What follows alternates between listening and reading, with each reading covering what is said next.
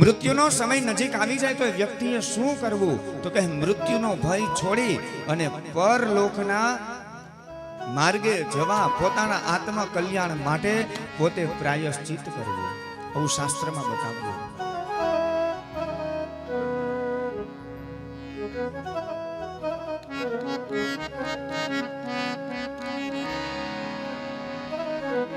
પણ એ કોને ખબર પડે કે જે ભક્તિમય જીવન જીવેલા હોય, નાનપણથી ભગવાનની ભક્તિ કરી હોય, તો યાદ રાખજો, મને તમને મૃત્યુની ખબર પડે.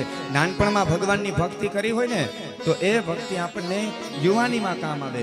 યુવાનીમાં કરેલી ભક્તિ આપણને વૃદ્ધાવસ્થામાં કામ આવે. અને વૃદ્ધાવસ્થામાં કરેલી ભક્તિ છે એ માણસનું મૃત્યુ સુધારે છે.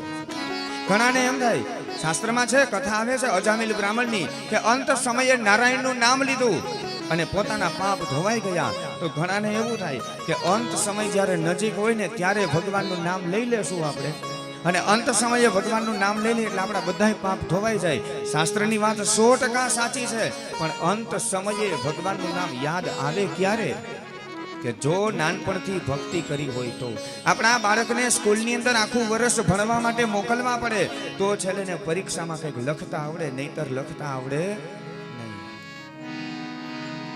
સીધું જો પેપર આપવા માટે જાય, પરીક્ષા આપે ને તો બાળક એમાં કંઈ લખી ન શકે. એમ નાનપણથી કરેલી ભક્તિ યુવાનીમાં કામ આવે. યુવાનીમાં કરેલી ભક્તિ એ વૃદ્ધાવસ્થામાં કામ આવે ને વૃદ્ધાવસ્થામાં કરેલી ભક્તિ છે ને એ માણસને મૃત્યુ સુધારે છે.